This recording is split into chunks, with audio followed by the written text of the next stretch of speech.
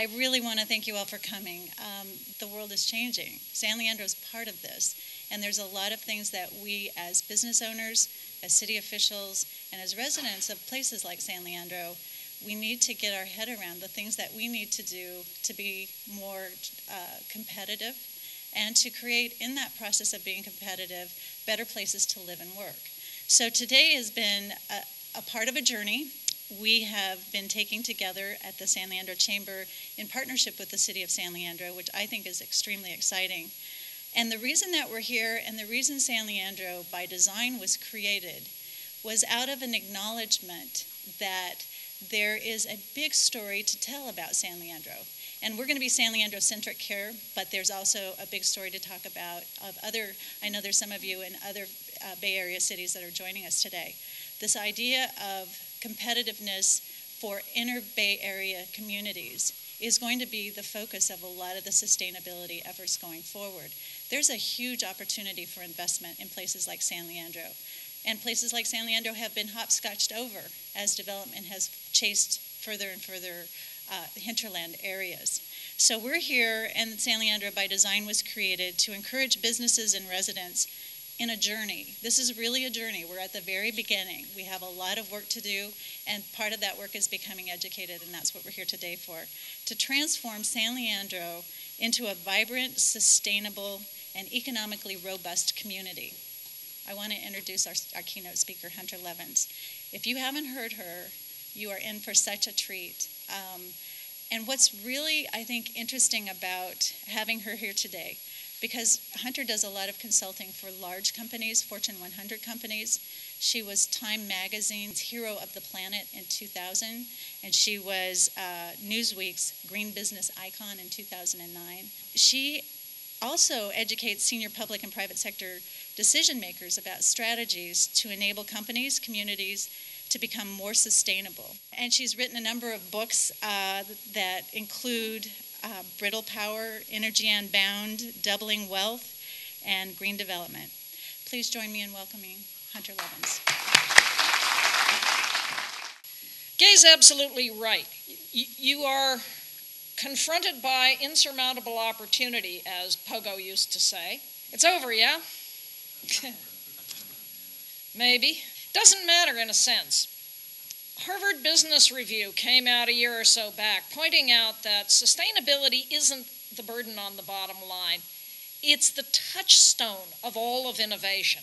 If we are going to find our way out of this recession, it is going to be through innovation. It is going to be through seizing opportunities.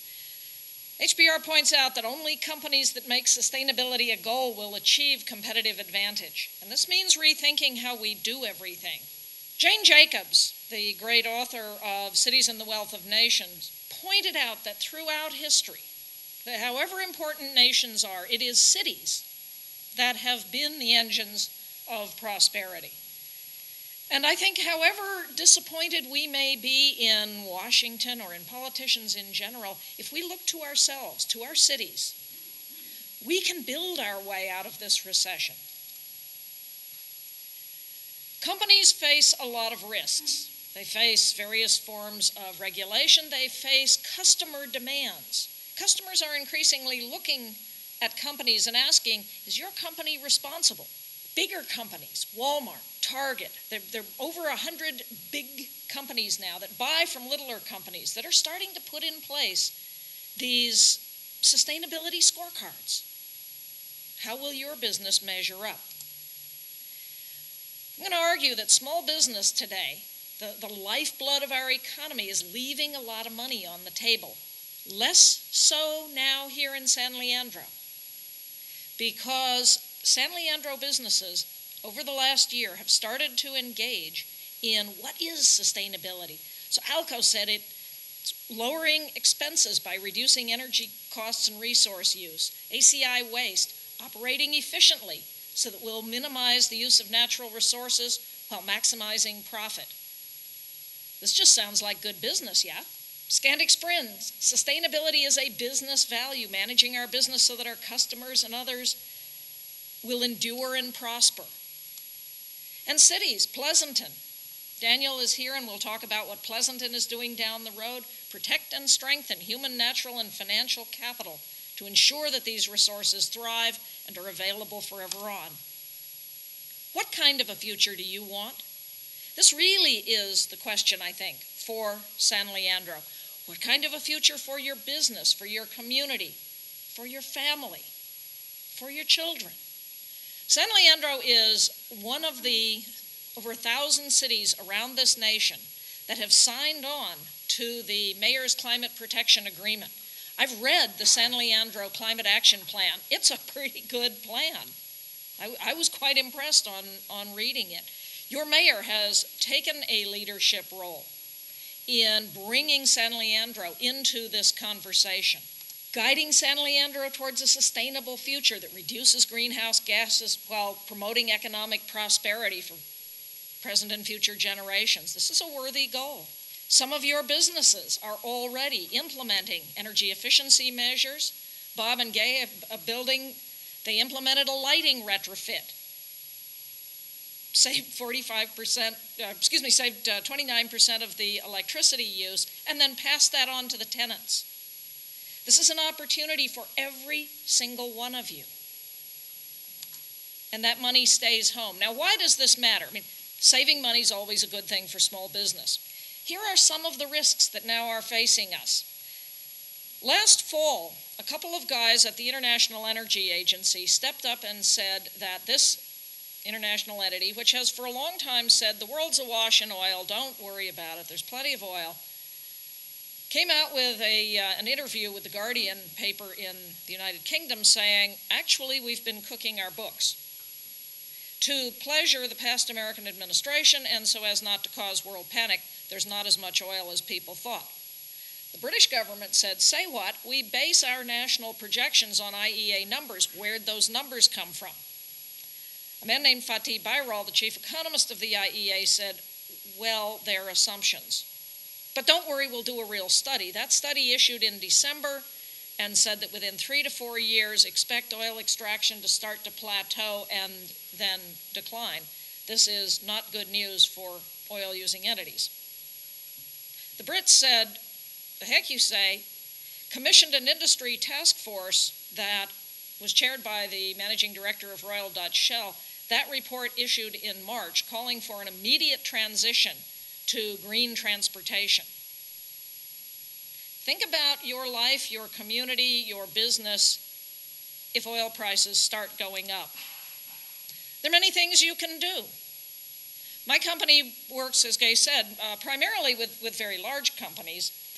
We walked into one, had 6,300 computers, monitors they left on 24/7 because of some urban myths. It shortens the life of the computer to turn it off, turn it on.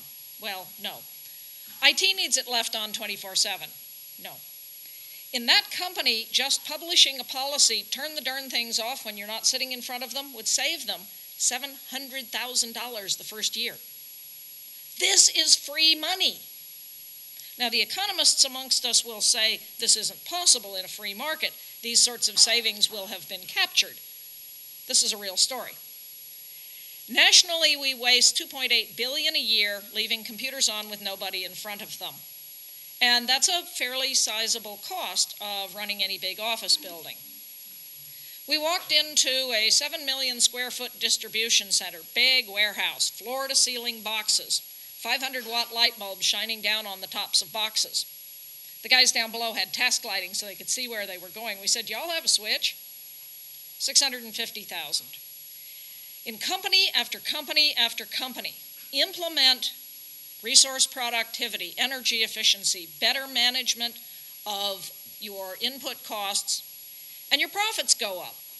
It shouldn't surprise us that American companies require twice the energy to produce a unit of gross national product as do our European and Asian competitors, who by and large have pledged to abide by the Kyoto Protocol to limit carbon emissions.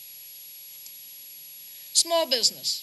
It's a huge sector, half the non-farm economy, 90% of the non-governmental employers, and it has essentially been left out of all of this. Doesn't have to be. My colleague Elliot Hoffman has recently been working with small businesses in Iowa, where, for example, a little credit union found they could, just by changing out light bulbs and putting in more heating, ventilating, air conditioning equipment, the sort of work that Jim Hussey of Marina Mechanical here in San Leandro can do for any of you, they cut a third of their energy bill. A little graphic design firm in Washington, D.C. discovered that when they went home, all their high-end graphic monitors and such were actually still on.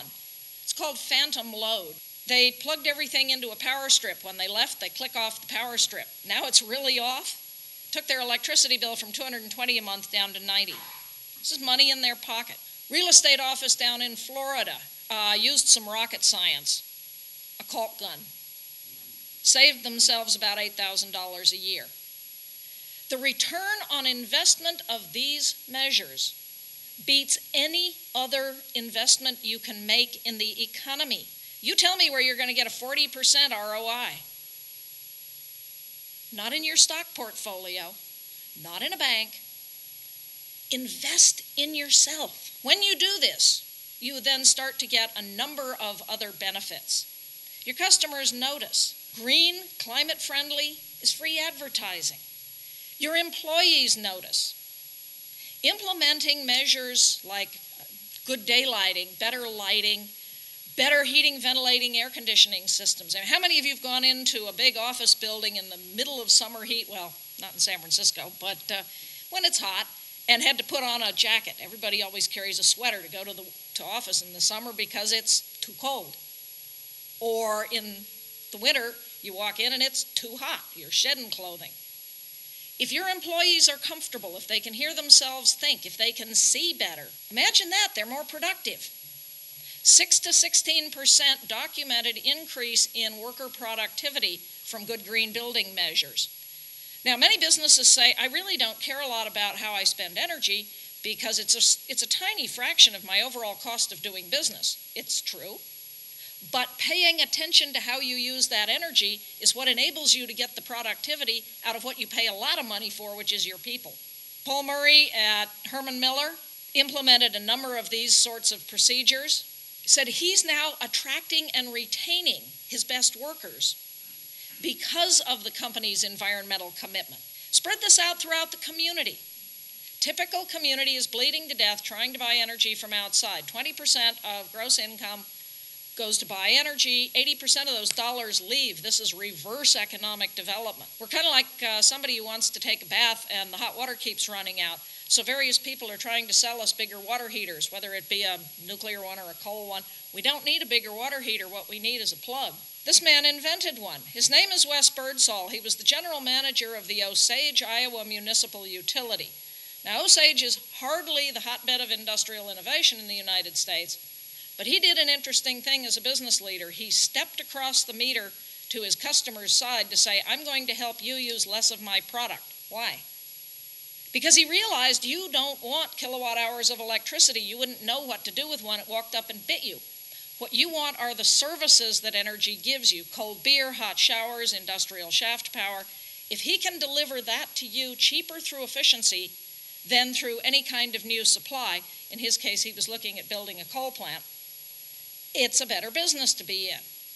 And so in effect he became an efficiency utility, saving over $1 million a year in this small rural town, cutting energy bills to half that of the state average, unemployment to half that of the national average, because with the lower bills, more factories came to town. That raised his demand. He went back and did more efficiency. He said efficiency is low-hanging fruit that grows back. And you will notice that thermograph that he's holding, they're now about this big and video-driven. Sustainable cities pay attention to the capital that is within that city. You know, we think capital, oh, money, banks, New York, capital markets.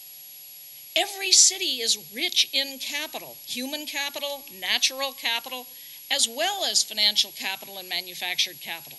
If your community focuses first on how you use your resources efficiently, keeping more of this flow of money at home, you can self-fund many of these initiatives.